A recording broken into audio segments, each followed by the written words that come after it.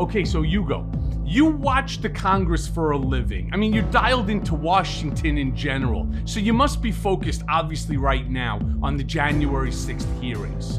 What, in your opinion, are the most shocking or damning details to come out of the hearings so far? And how do you think that the committee is doing overall?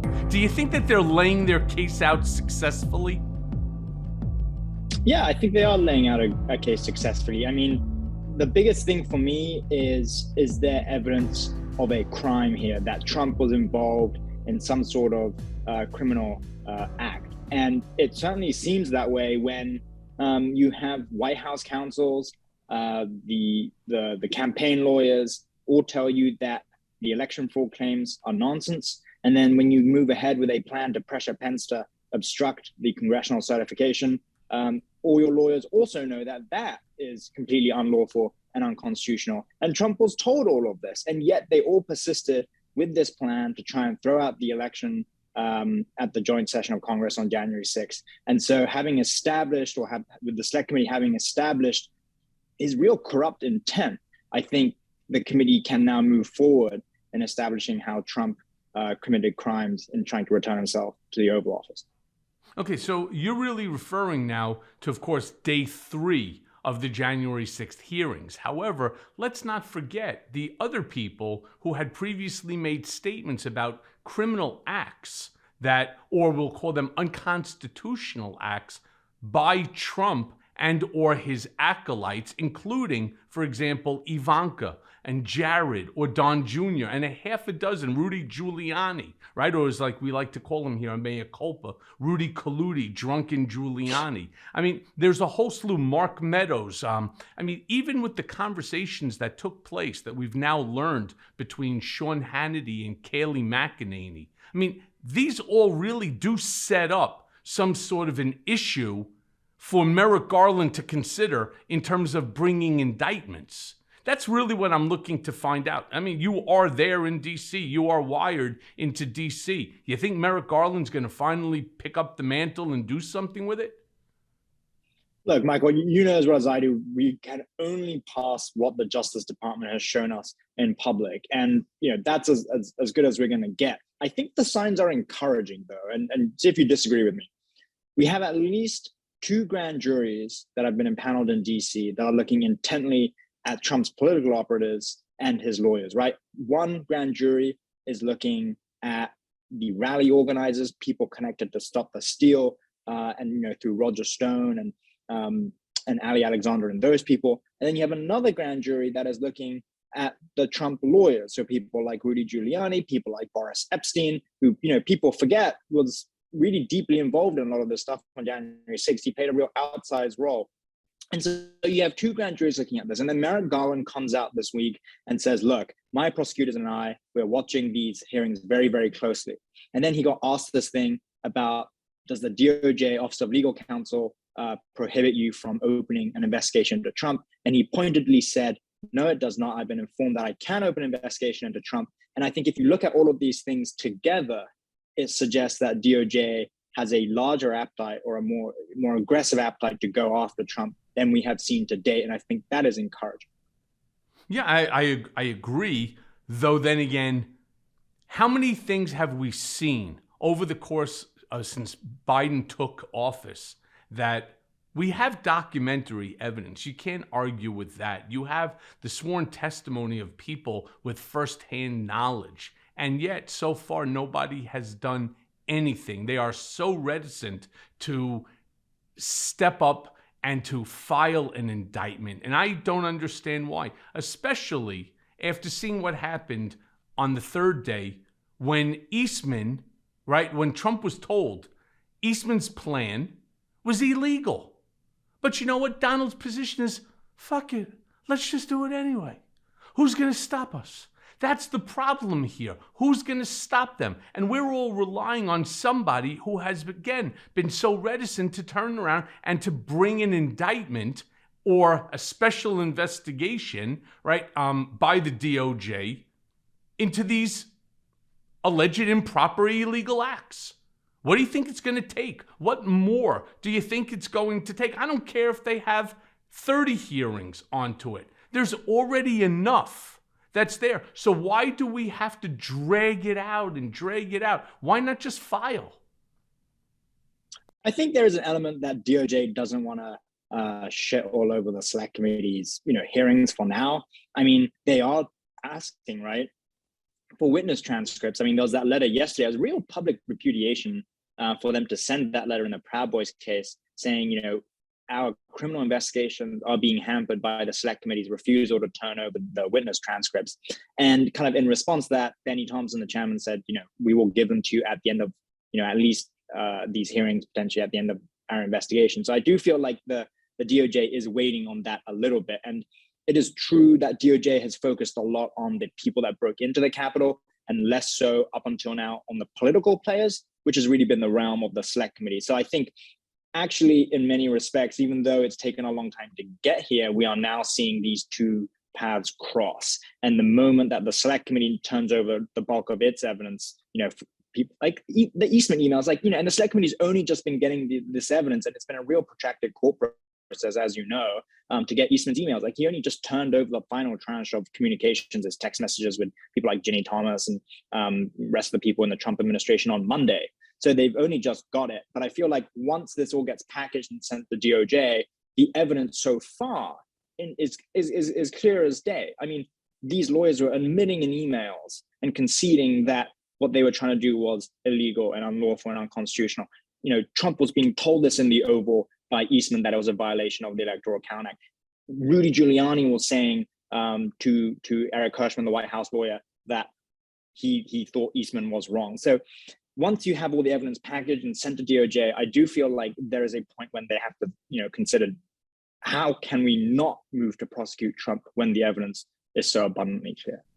Yeah, the part that I actually enjoyed, and it's, you're not supposed to bask in somebody else's, misery, but when Eastman emailed Giuliani about receiving a presidential pardon after January 6th, I mean, clearly the guy's not asking for a presidential pardon because he knew he didn't do something wrong. But what I thought was very interesting was the fact that they were emailing, that Eastman knew to email Giuliani, right? Which is very, it's very reminiscent of what had happened to me when Giuliani, and through his, now attorney, this guy Costello, was saying to me, well, maybe we can get you a pre-pardon. Let's talk about pre-pardons. Let's talk about pre-pardons right at the time, that I was testifying the very first time to Congress, to the time that they raided my home, my hotel, and so on.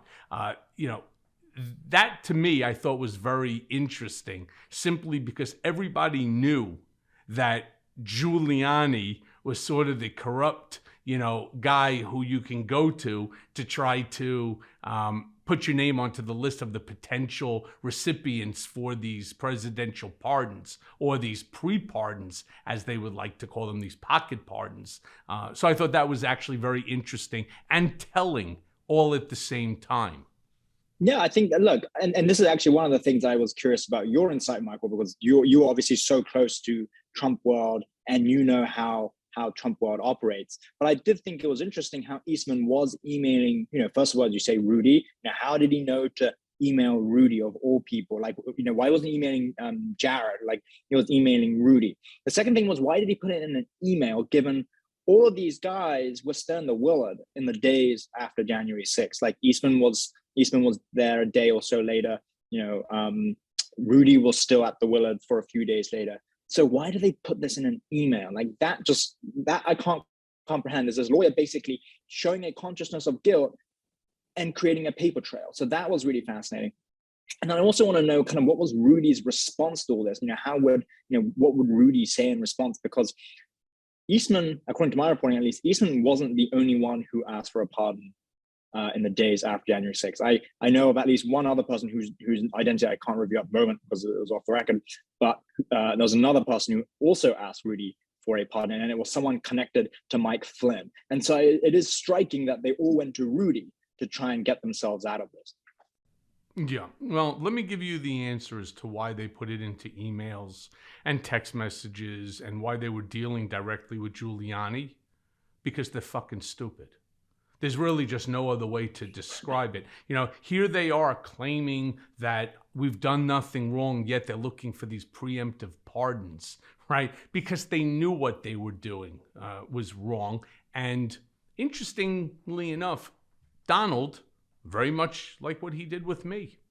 There's no pardons. There was no pre-pardons. He wasn't giving it out. And the people that they were running to, right, are the same people that are whispering into Donald's ear, no, you don't want to do that because it'll make you look bad, right? Yet, the whole thing is just backwards. I mean, this is really a group of grifters that sat in the highest seats of power, wielding that sword around like it didn't mean anything, with, of course, Trump being at the helm, and then, of course, having somebody like Kushner and Don Jr. and Kimberly Gargoyle all sitting out there, Giuliani, and then you have the Josh Hawleys, the Marjorie Taylor Greens, the Lauren Boeberts, the Josh Hawleys, all sitting there and playing, kingmaker. They're playing God, trampling on all of our constitutional rights, and really in hopes of changing the United States from a democracy into an autocracy for their own benefit. I mean, that's really what this whole thing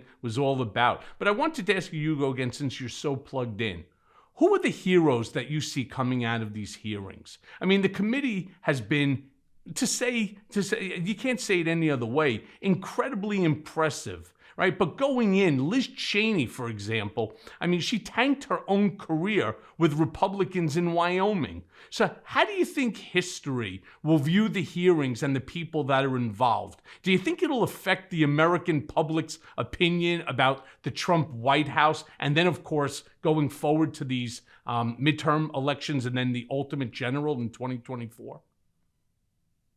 I feel like it won't have an effect in the short term, but in the long term it will. And as you said, Cheney put it the best when she said, when the eyes of history look upon you, the shame of these Republicans who conspired with Trump to try and obstruct the certification, to overturn the results, the shame will be on you forever. And I think that's kind of the telling point. I mean, we're the 50th anniversary of Watergate right now, and we're still looking back at Watergate and kind of grapple and comprehend with how Nixon and John Dean and that administration basically corrupted our democracy. But then we look at Trump and then we see it taken to a whole new level. And I think it takes time for people to be able to digest this and to really comprehend the magnitude of what Trump and Giuliani and Eastman and all these guys were trying to do. I think Cheney is definitely one of the big heroes that comes out of all this. As you say, sacrificed her political career. I mean, she was the number 3 in the House Republican Conference. She was top leadership. And she sacrificed all of that for really the truth. I mean, it is unfathomable sometimes watching these Republicans turn around and shit on a committee that has been engaged in real, honest, independent inquiry. And I think that's sad from a perspective of democracy, but I think it's also good that the committee has been able to establish the narrative. And that narrative, I think, will live on. I think other people who are heroes on this committee, people like John Wood, some of the investigative counsels, I think someone like Marcus Childress, some of these investigative counsels who work very, very hard and never have a kind of a public face, but they have been working extremely hard morning till night, often like, midnight, 1 o'clock in the morning, like any other lawyer.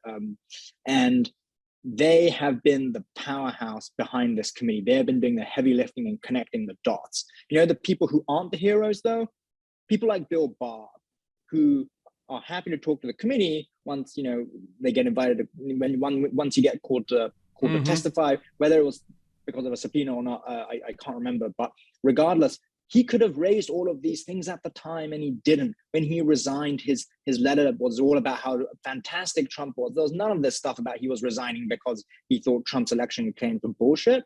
He was saying that Trump was a wonderful guy, and these guys lied to the American public and kept the pretense up. And only now they want to come out. And I think there's a lot of reputation laundering through this committee, and that is not okay. And I think they are not the heroes as much as they like to position themselves to be.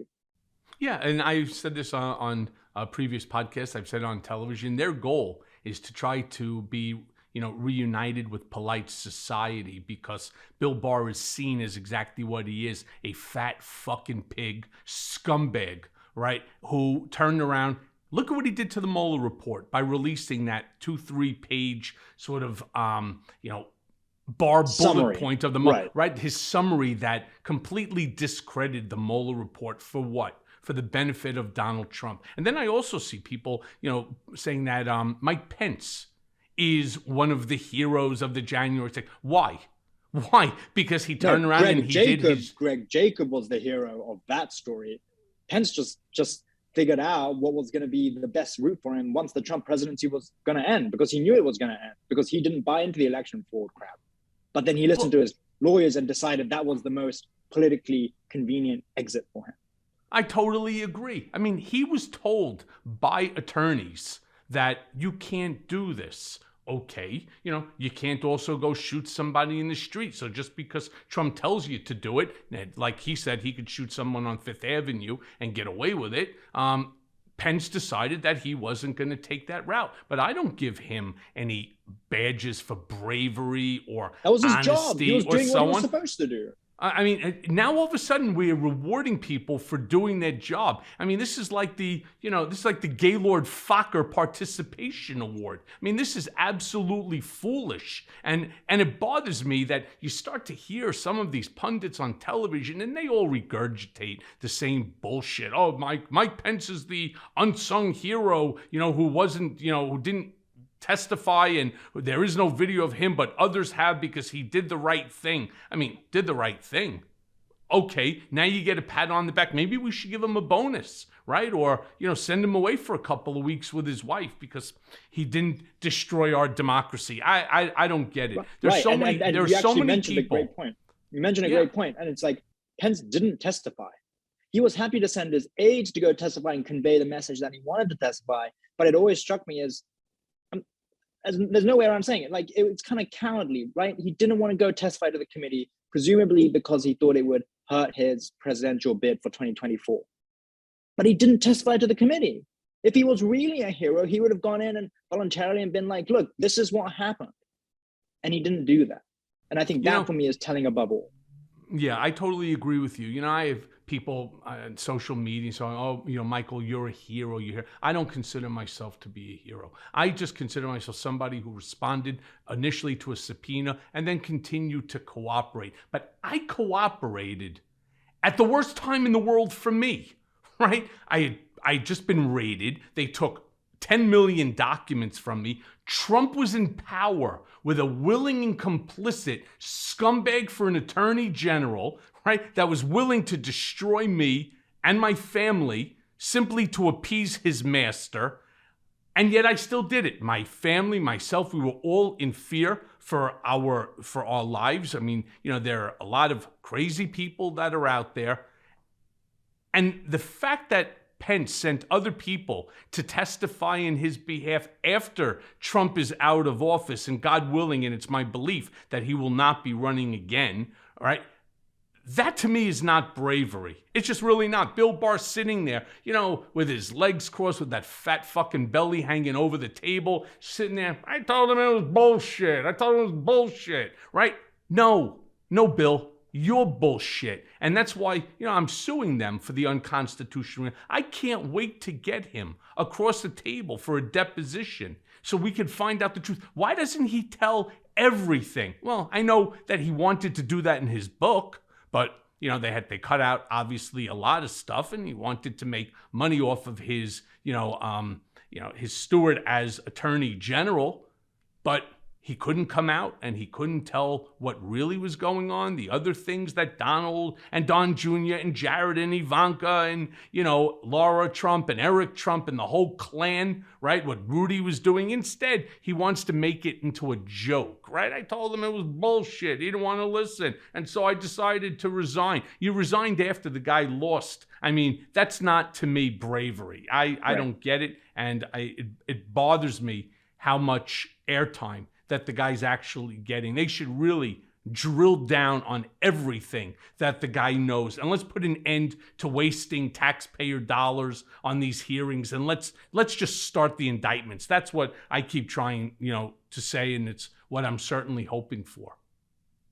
Yeah, and I think that's right. And the reputation. I mean, it's DC. The reputation laundering is always going to happen. I mean, same in New York, right? I mean, as Jared and Ivanka wanted to come back into New York society. I think they went and bought a place up on Park and was it 78 or something.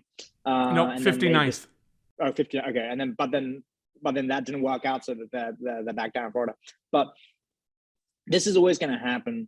I think your point is correct, though, that now that the evidence is out there, that DOJ needs to look at this and start making a decision quickly on whether they're going to pursue indictments, because that's the only language anyone understands. The moment the select committee is done with its work, Trump would presumably turn around and say, oh, the hearings were a sham. There's nothing there. None of it was new. In fact, Jim Jordan was on, I think, OAN the other day saying none of this was new, which is nonsense. Like, I've followed this investigation for 11 months, 12 months, and I can tell you that there were new things that came out of this. And I am, more deeply in the weeds than 99% of people. And I can tell you that there was new stuff coming out of these hearings. And so, and the point to remember is that the evidence that has come out in these hearings is just a sliver of what the select committee has. They have pulled out the elements that are easy for the public, for the layman to understand, because that's what the hearings are for, right? That to inform the American public exactly what they have uncovered. But if you go into the actual meat of Eastman's emails, where he's admitting all sorts of stuff about how he knew that the electors needed to be certified if his Pence plan was going to work, the fact that he knew his Pence plan was in itself unlawful and unconstitutional, and then that goes to DOJ. I don't see how the DOJ can just sit on that and do nothing. Well, from your mouth to God's ears, but and not only did Jim the jerk off Jordan, say that nothing new is here. What Jim Jordan also turned around and said, which I thought was incredible messaging, once again by the Republican Party, something that we as Democrats, or myself as a Democrat, that the party just doesn't do. Jim Jordan's comment was, "What's the point in watching or dealing with these January 6th hearings when you have $5 plus gasoline?" I mean, talk about distraction, talk about deflection. I mean, that's almost like a Chris Angel move, right? Look over here at this hand, and next thing you know, he's got an elephant in his left hand. I mean, it's truly an amazing trick that they're trying to pull off. And this is just the Trump playbook, something that I warned the world of back in 2019. First, when I turned around as the first person to say it, knowing Donald Trump as I do, I fear that if he loses the election in 2020, there will never be a peaceful transfer of power. And I understand I sure did, right?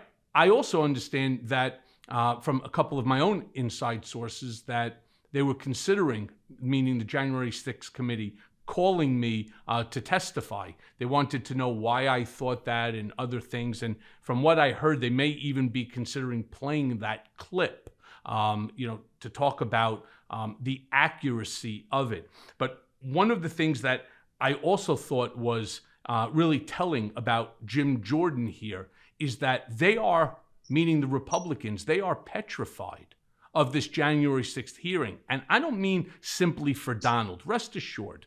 And I want to be clear to my listeners, to you, if you're writing anything, in The Guardian, these people care as much about Donald Trump as Donald Trump cares about them. And the answer to that is he doesn't, and they don't care about him. So what will ultimately occur? Now they realize that each and every one of them, their asses are in trouble. And so, like a Bill Barr, like half a dozen other of these folks that have, testified, including Jared and Ivanka, right? They're placing the blame on somebody else. And a lot of this blame seems to be pointed and directed at Rudy Colludi, drunken Giuliani. And I said it to him. I said it on television. I said, I know what they're going to do to you. Welcome to the Under the Bus Club.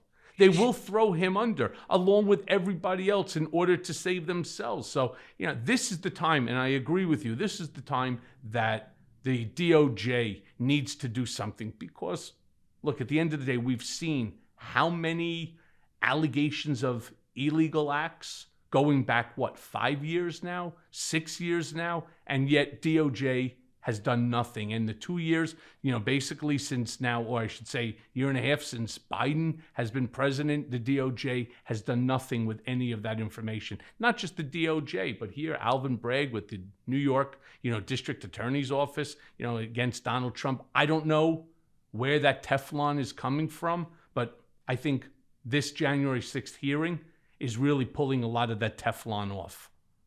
I think that's right. I mean, like I said at the start, I think the fact that DOJ has been impounding these grand juries, and that they are starting, people in the leadership, people around Dag Monaco, the Deputy Attorney General, and her top officials have been asking around about the prospect and very quietly trying to figure out the contours of what pursuing an indictment against people around Trump and Trump would look like. That's according to my sourcing, at least. But to your point about Republicans paying attention to these hearings very closely, I think that's exactly right. Republicans like to attack this committee as kind of partisan and it's witch hunt, which, by the way, multiple federal courts, both at the district level and the appellate level, have said, the Select Committee is totally legitimate and they have a legitimate legislative function. But they are closely paying attention because they never attack the facts that the committee uncovers. It's always an attack on the process. It's, oh, you don't have a proper minority, even though there are 2 Republicans and it is a bipartisan committee. It's that you don't have minority counsel, even though Cheney has appointed John Wood as senior investigative counsel of her own accord. And it's never about the facts. They never dispute the fact that Eastman knew his plan was illegal, Giuliani knew the plan was illegal, or the president's men, to borrow a phrase, effectively knew that the claims about election fraud were nonsense. They always want to talk about how the committee is not properly constituted. And they must be very attuned to what the committee is saying, because now their asses are on the line. Liz Cheney came out in their first hearing and said, we have evidence that Scott Perry, the current chairman of the House Freedom Caucus, was asking for a pardon, and that there were other Republican lawmakers also asking for pardons. And as you pointed out in your MSNBC blog post, I think it was in the first hearing, you don't get a bigger consciousness of guilt than a presidential pardon. Yeah, totally agree with that one. So since we're talking about that, let me ask you this question, Hugo. The rule of law has been at the heart of the January 6th hearings. Do Republicans other than, say, Judge Loudermilk and Mike Pence still believe in the rule of law?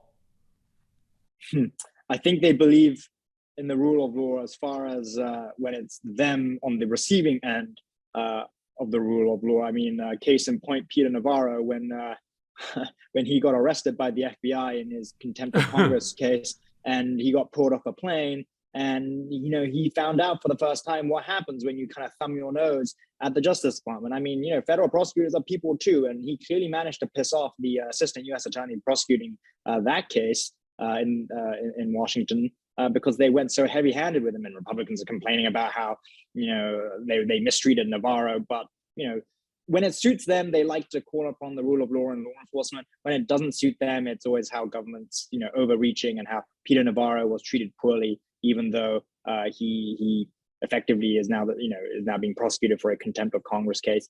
So I think it's when it suits them, they like to back the rule of law, and when it doesn't suit them, they don't like to back it. One thing I will say, though, about Republicans in Congress, someone close to Jim Jordan told me a few weeks ago that the one thing that Jim Jordan doesn't want to do is to go to jail. So if the committee moves to enforce its subpoena against Jim Jordan, then he might cooperate, because he doesn't want to get referred to DOJ and potentially go to jail.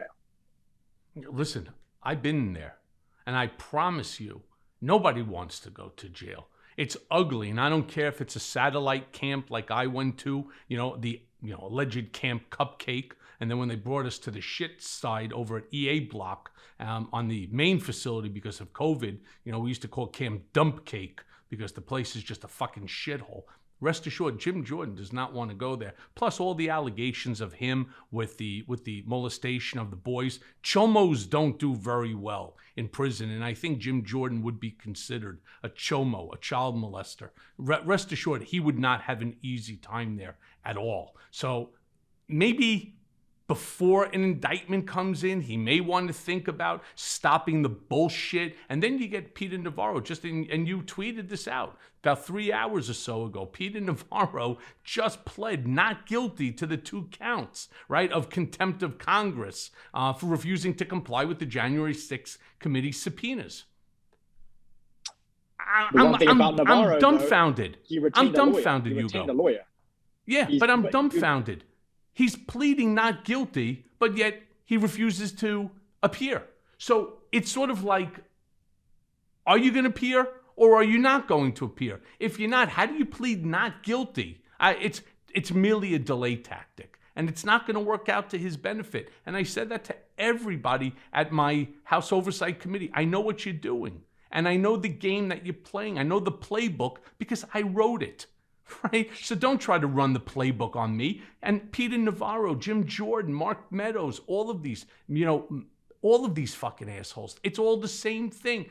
They're going after the Trump playbook, and that playbook only benefits one person, and it's not them. And that person's name is Donald J. Trump. I think that's exactly right. I think the fact that Navarro retained a lawyer was, again, very interesting to me because he was determined to represent himself pro se. A little tidbit of information: he didn't file when he originally filed that motion, trying to enjoin the U.S. Attorney for the District of Columbia in his lawsuit against the January 6th committee.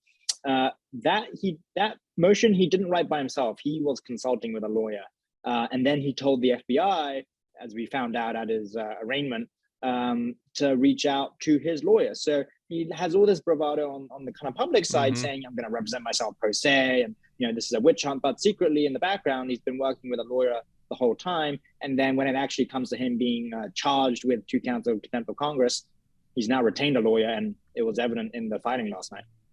Yeah, well, he's smart to do so, but lawyer can't help you when you're deep involved into the dumpster of Donald. So let me ask you this then, Hugo.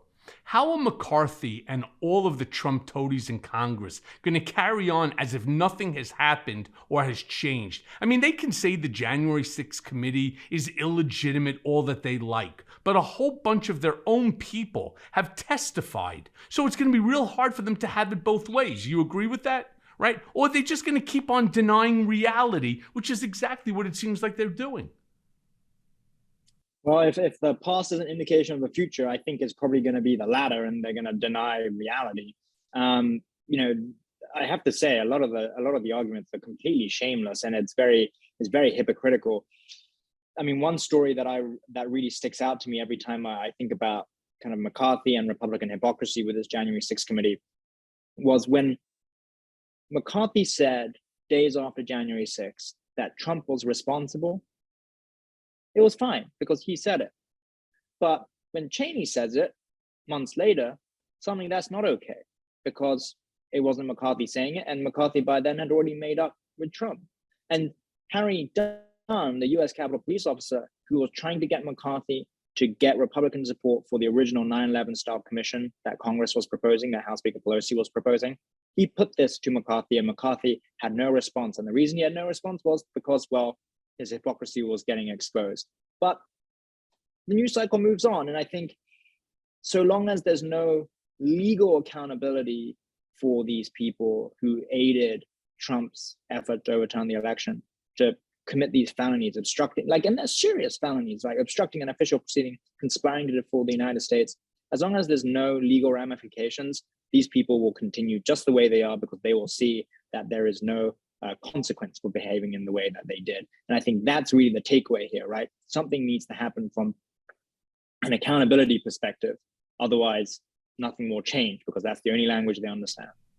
Right. I mean, it's sedition. And if they're not held accountable, you nailed it right on the head there, Hugo. If they're not, it's basically this was just a trial run for the next go-around, for the Donald Trump 2.0 that will ultimately run, because I don't believe Donald will run. So it'll be for Donald Trump 2.0 to say, okay, this is what we did the first time, and it didn't exactly work out the way we want. What can we do to improve it, right? To make it better so that the next time we get exactly what we want, which is an autocracy, which is to change the rules, that it's not based upon the voters.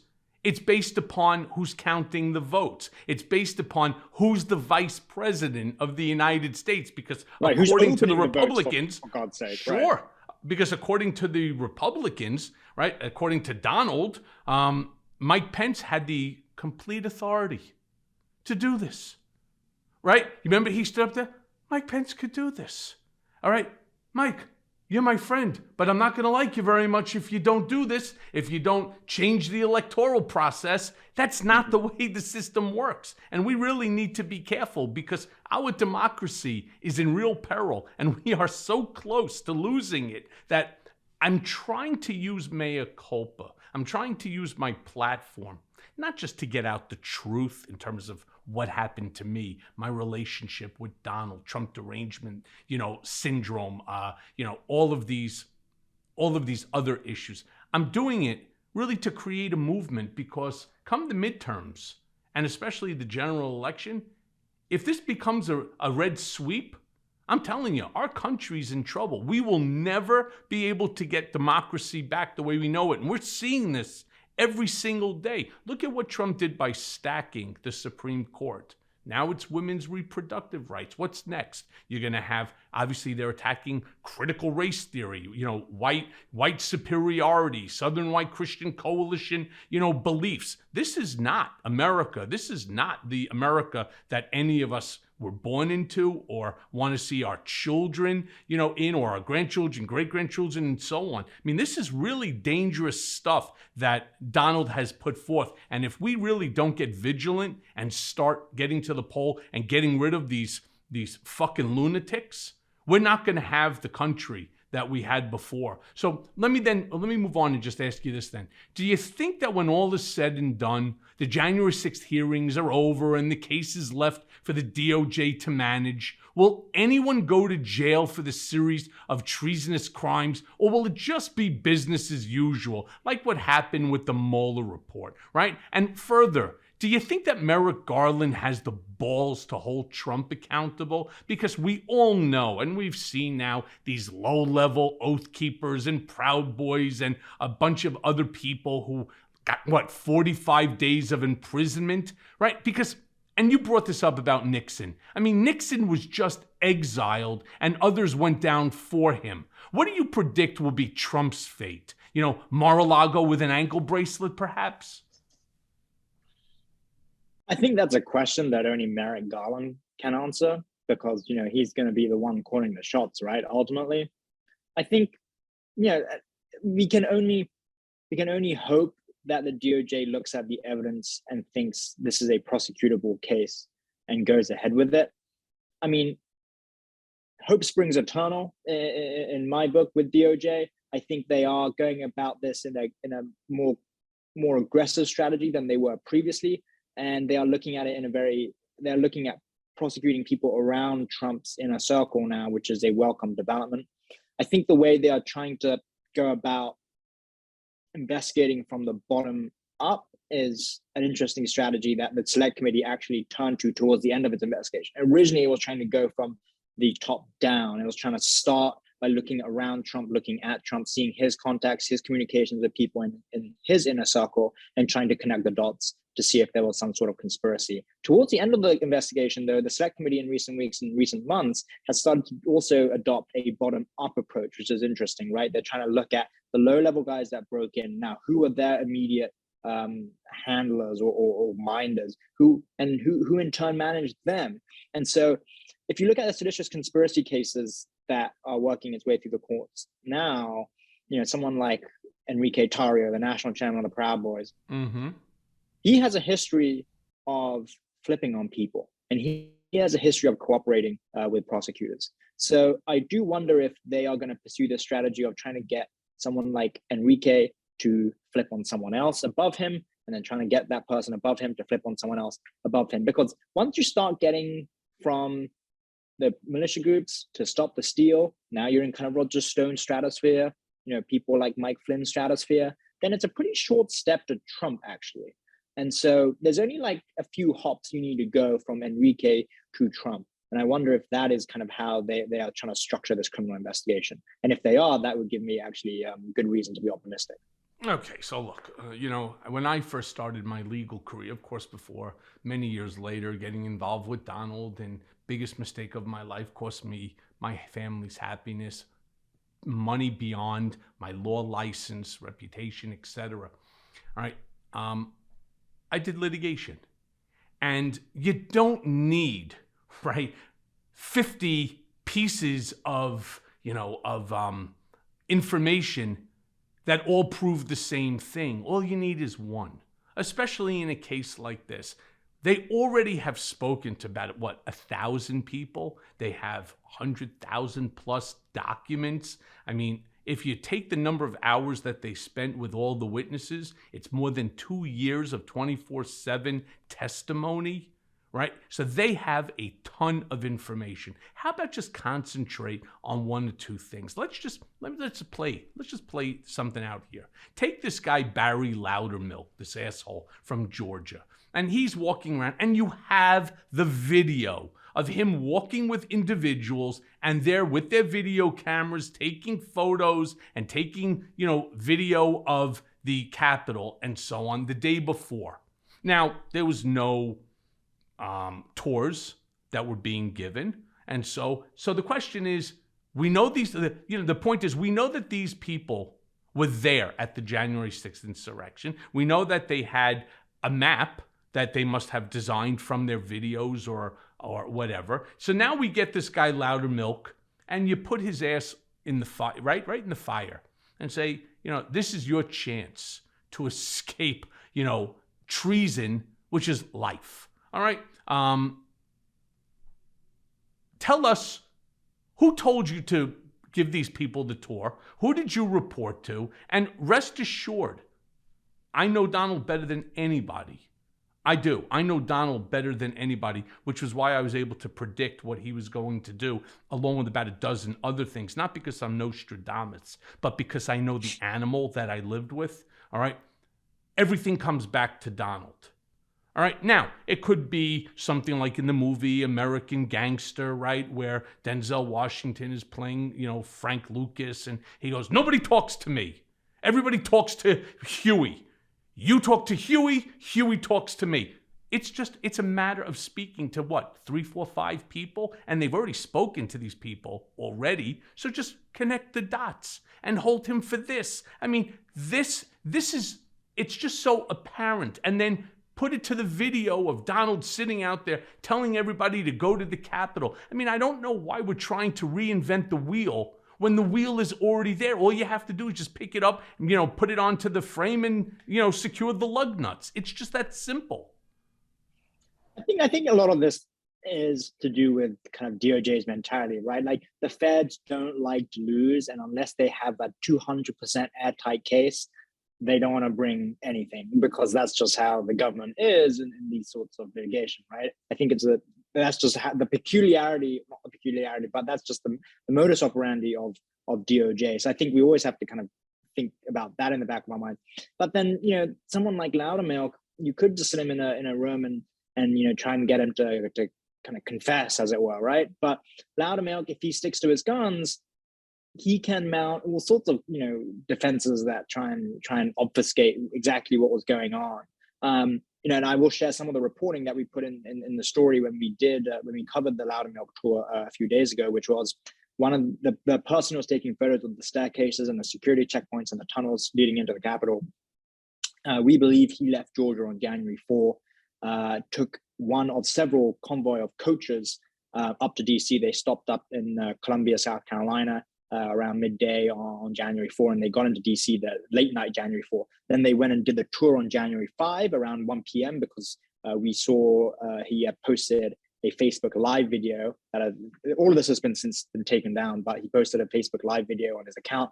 And then on the 6th was obviously at the base of Capitol Hill as the mob stormed the Capitol. But someone like Loudermilk, I think, could mount a sort of defense that goes, well, I didn't know why they were there. Like, people take photos of stuff in the Capitol all the time that are weird. And that is true, that people in the Capitol take photos of all sorts of weird things. And it's just because they're at the Capitol. But when you play the fact that they were at the insurrection on January 6th, against the fact that they were taking photos of the security checkpoints in January 5, it does make you look at that tour in a different light. And I think it was smart in some ways for the committee to put that out there and show and put pressure and bring the and bring Loudermilk's feet to the fire there, because once you look at those two things put together, it doesn't look very good. In fact, it looks pretty damning. Yeah, I would say so. So let me ask you this, because obviously we have two very, very conflicting thoughts of schools of thoughts here. One being, of course, Fox News, the other being, we'll call it MSNBC, CNN.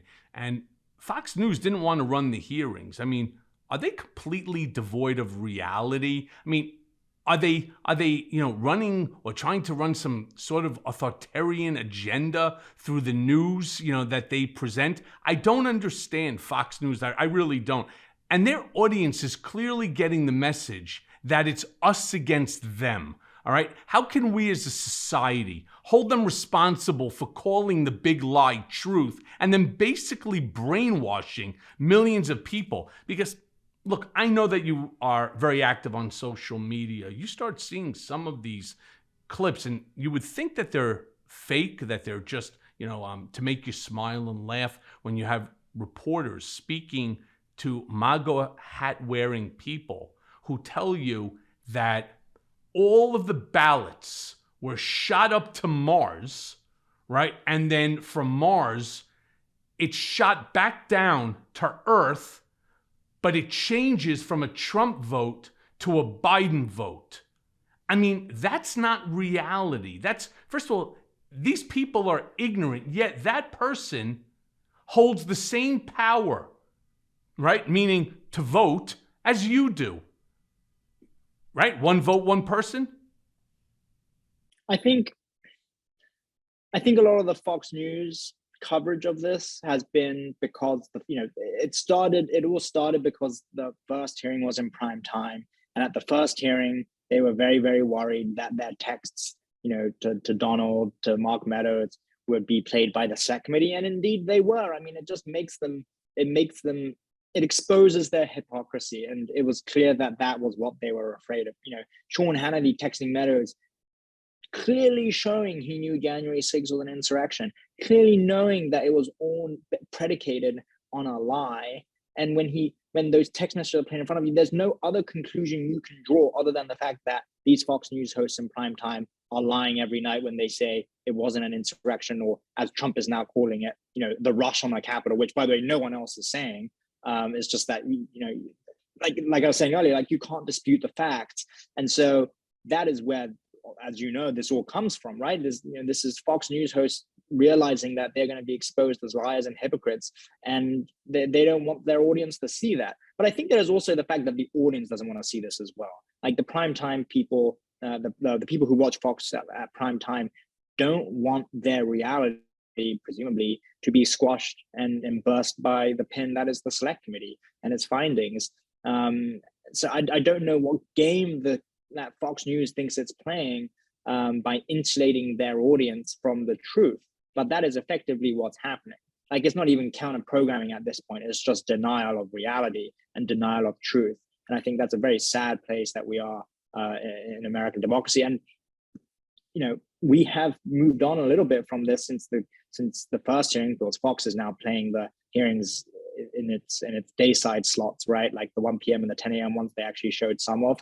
And I think that is partly because, and there are good reporters at Fox that I know, and I think some of the good reporters at Fox have realized that this is too big a story for them not to cover. And if they don't cover it, Liz Cheney's words will be as true for them as they are for Republicans, and that the shame can never be wiped off. Yeah, and I think that it's more for Hannity than just his text messages with Mark Meadows. Let's not forget, right after January 6th, the insurrection, he was texting Kayleigh McEnany about some 5-point plan, with the first one, no more stolen election talk, right? And then, her response was, and then he continued on, right, with his second one, which was, yes, impeachment and the 25th Amendment are real, right? And many people will quit. Of course, then you got McEnany, who responds, love that, thank you. That is the playbook. I will help to reinforce. Now, look, I know Donald, as I said, better than anybody. This to him had to be the kick to the balls with the steel-tip boots that he never expected. Because when I was there, Corey Lewandowski had told Trump that, Hannity was a backstabber and that he was doing things for Ted Cruz that weren't benefiting Trump, and then Trump cut him out. So he contacts me, but it's not true. Corey just doesn't like me because I won't put him on 24/7 or back up half the shit that he was making up. But now here's what you really find out, right? What Hannity's talking about. You're talking about the 25th Amendment here, right? And Kayleigh McEnany, a basically untalented, individual press secretary, ends up now, I think, at Fox or wherever the hell she's at, talking about going along with the playbook, and I will help to reinforce it. So what is it really showing you? All of the insiders now are turning against their master. And this is something that Donald Trump has a very hard time in dealing with, right? Hence the title of my book, Disloyal. Right? He expects every single person to be 100% loyal to him. And if not, that's when the knives come out, which of course is like what he was doing when he was talking about Mike Pence. But let me just move forward because I want to switch topics for a quick second. What do you think is going to come of this bipartisan safe gun law that's working its way through Congress right now? I mean, was the effort sincere on the Republicans' part, or was it just a way to keep the public, right, from tar and feathering them? I mean, it clearly shows that there's an enormous amount of sway that the NRA has over members of our Congress. What do we do here? That's a good question. I think the money in politics is a big factor in the way that these Republicans vote, but it's also beyond that, right? They have a genuine fear that if they move ahead with any sort of gun legislation, that they will lose their voters. And it comes back to this idea and this truth that they want self-preservation over good governance. And I think until you are able to get around that, the Congress is going to have great difficulty in trying to pass meaningful gun reform. I mean, the House passed that bill about raising the minimum age to 21, having more stringent checks, closing loopholes. I think the fact that the Senate did move on some of the negotiations for the gun bill was significant. I mean, and then McConnell came out and said, right, that he wasn't going to whip against it, and I think that was a major development that shouldn't be overlooked. And I think it's because Republicans are starting to realize that the majority of the country agree with Democrats that there should be some sort of tightened gun regulations, and that an 18-year-old shouldn't just be able to go buy an AR-15 and shoot up a school. I mean, it's just crazy. I mean, case in point, right? Like some of these Capitol police officers that we see every day at the Capitol when we come into work. So, in fact, one of the officers, Harry Dunn, who's played such a big part in the January 6th story, he, for 20 years, was qualified with an M4 and an AR-15. He goes through Quantico. He has to go through multiple security checks. He has to go through background checks. He has to get mental fitness tests. It is harder for him to get requalified twice a year to carry an AR-15 than it is for an 18-year-old in Texas to go buy an AR-15, which is just incredible. And like when you think about it in those stark terms and how easy it is for people to get guns, I think the public will start to understand how much of a problem it is. And the polling certainly reflects that. And what I was saying about self-preservation, because the polling reflects that, I think Republicans have started to come around to the idea that they need to support some sort of legislation. Otherwise, their self-preservation is in jeopardy.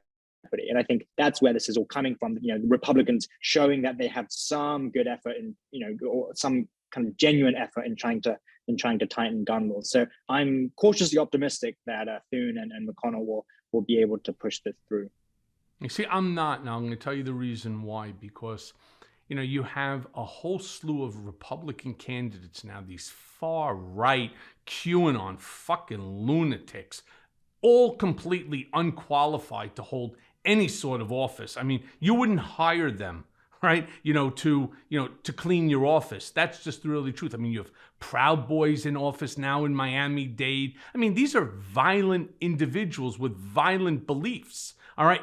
I mean, this is clearly who some of the Republicans want. I mean, otherwise they're certainly not running on the Democratic ticket. Let me put it to you that way. So I'm a little bit less, there's a difference between hopeful and optimistic, right? In this case, let's just say I'm hopeful. And that's about, I think, the best that I can be because, like I said, you're not seeing these lunatics running on Democratic platforms. You're just not. But let me ask you this then, Hugo, because we've been talking a lot about the money trail and the Trump administration. And it looks like, we're starting to ask, a lot of questions about missing monies, including billions of dollars of missing PPE funds. You can't speculate where some of that cash might have gone off to, right? Who's got it? I mean, they say that there's a whole slew of folks that were involved in it, that they all, these bullshit excuses, they don't know who and they don't know how much. I mean, don't the American people deserve to know where their tax dollars have disappeared to? Especially considering if you look at like the Forbes list, I think they said there was during the PPE times, there's 1,000 new billionaires, some crazy number like that. So I'm not an expert on the COVID funding and then how all of that was doled out. But one thing that I always thought was interesting was Jared was the one appropriating a lot of these funds. And the one thing we know with Jared is that a lot of the time there's some sort of self-enrichment going on. It's not always the case, but invariably there seems to be some connection to Jared and his friends and his associates. So it wouldn't surprise me. Hugo, not to interrupt you, but I'm going to. Name one scenario that Jared was involved in that did not permit him to benefit from it in some way, shape, or form. I can't, which is emblematic. Right. So apologies, please continue.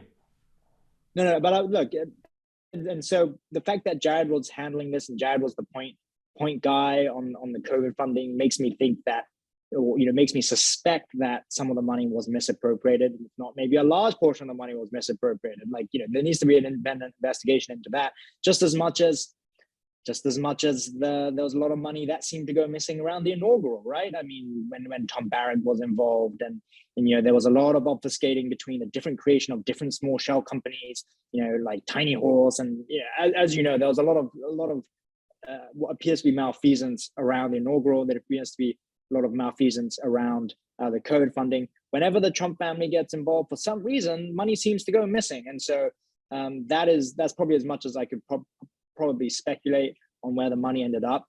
But I agree with you that it's an element of concern, and there should be some accounting of where the money has gone, given it is taxpayer money. Yeah, 100%. And how many times have I said this on television or to Congress and so on? He's the grifter in chief. This is all, and it has always been about money. This was never about the presidency. This was always about the brand. It was supposed to be the greatest infomercial. His political campaign was supposed to be the greatest infomercial in the history of American politics. It was all to grow the brand and to enrich himself, which they did, starting with the hotel in Washington, all the way to PPE money. And I read somewhere, I believe, that Jared received PPE money too. I mean, or members of his family and friends and, big donors. I mean, it's the giant grift. I mean, that's really what it is. But, Hugo, as we wind down the hour, I have one last question for you. So Democrats seem like they're just putting out fires that the Republicans start, and then they have nothing to run on. There's no clear messaging. What would you suggest Democrats do to get elected in November? I mean, safe gun laws, reproductive rights, save the democracy. Are these ideas too complicated to be conveyed clearly to the general public? And then what happens if we don't win in November and in the general election? What happens? I don't know what I would recommend Democrats to do for the midterms. I mean, that's not my area of specialty, but I will say this. I think a lot of what has happened in the last 2 years, especially with things like gas prices, like things like abortion rights, I think Democrats have to focus on how much it's been Trump connected Republicans that have effectively turned the country in the direction that we are going. And the emphasis on Trump, because nothing gets Democratic voters out like Trump. Nothing gets independent voters out like Trump. This has to be another referendum on Trump, because Trumpism hasn't gone away. He might not be president, but the links are clear. And I don't think Democrats ever explain this, about how everything that is happening now goes back to how these Republicans are still loyal to Trump, and they act in the way that they think Trump would want them to act. And then there's some wider things about like abortion, these deep conservative issues. I think they need to capitalize on the fact that most of the country don't want to see abortion rights, destroyed. I think these are very popular measures, and or popular rights, I should say, and that has to be conveyed in a way that people can understand that Democrats are trying to save them and Republicans are trying to gut them. I don't think Democrats do a very good job of explaining this. One thing I don't think it should be a focus on is January 6th. And I think Democrats are not going down that route, because I think a lot of the country is very exhausted by January 6th. We've had kind of nonstop in-your-face coverage of it. I mean, it's exhausting for me, and I cover it, right? So I think there is an element of January 6th fatigue.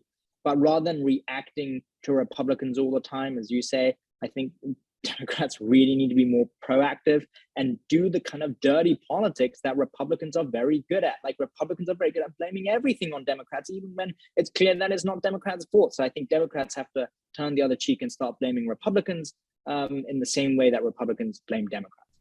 Yeah, and look, you're part of that Gen Z. You're a young man involved with The Guardian as a journalist. What's the message that the DNC, that Democrats have to get out to the Gen Z voter? Because your voting block is enormous, and I just don't see any tailored messaging for Gen Z. What would you recommend to them? It's a good question. I mean, I think it's really difficult. I think, I'm gonna stick to what I've been saying, which is that Democrats have to show and just say enough times that Republican policies are hurting the country and that Republicans are directly hurting the country, because that's what Republicans are doing, and it cuts through to their base, right? If you think about the 24 to 54 demographic, the most active demographic that watch Fox News prime time and that advertisers care most about, that's a pretty good indication of the demographic you need to speak to. Democrats don't do the same thing, and I think that's really problematic. I don't see anything on social media or wherever that makes that case about how Democrats are, how Republicans are destroying the country. But you do see a lot of stuff about how Democrats are destroying the country, false as it is, and it's in my timeline. And well, let me tell you my recommendation, and then, like I said, the hour goes by real quickly on Mea Culpa. I would put people like you, people like David Hogg. I'd put you front and center and have you start putting out the message so that those that look like you, right, your age group, can understand and appreciate. Because when you start having a bunch of white male octogenarians, right, and on both sides coming out there, it's very hard for them to relate and to, say, yeah, I understand what he's saying. It's 3 generations of differences. It's just, you don't get it. They don't get you. You don't get them. We need to start getting more folks like yourself that have clear messaging, that have the ability to articulate the problems that this country right now is suffering, and get you guys front and center out there, so that you could explain to your group, right, exactly what's going on and the reasons that their vote is so important coming up, both the midterms and the general. So, Hugo, let me thank you for your time. Let me thank you for your great reporting. Stay in touch. I definitely need you to come back on as more of this crap unravels.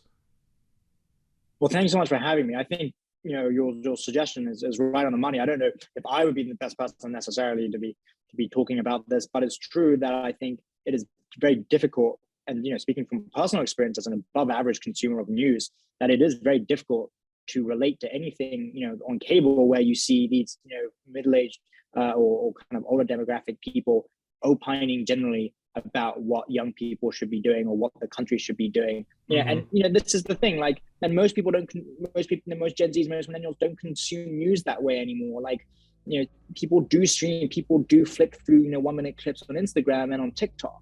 Like, that's where the messaging has to be. There's no point having DNC people talk on MSNBC in the 4 p.m. hour, because I can guarantee no one of my generation is watching cable news at 4 p.m. on a weekday afternoon. They are scrolling through Instagram. Right, or if they're at the bar. So Hugo, let me thank you. I will speak to you very, very soon. Stay in touch because I need your voice. Thanks for having me. Be well, my friend.